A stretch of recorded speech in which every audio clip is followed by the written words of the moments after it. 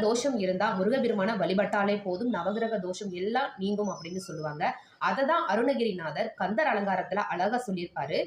என்னன்னா, "நாள் என் செய்யும் வினைதான் என் செய்யும், என்னை நாடி வந்த கோள் என் செய்யும் கொடுங்கூற்றன் செய்யும், குமரேசர் இரு தாளும் சிலம்பும் சதங்கையும் தண்டையும் சண்முகமும் தோளும் கடம்பும் என் முன்னே வந்து தோன்றினே" அப்படின்னு அழகா பாடியிருப்பாரு.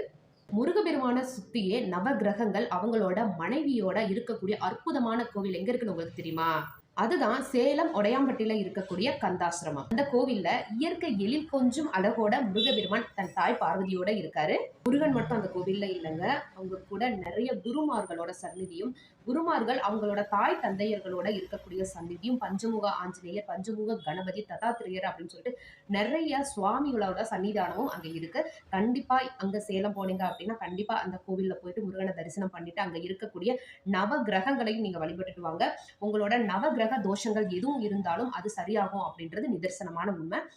சிவாய நம. வாழ்க வளமுடன்.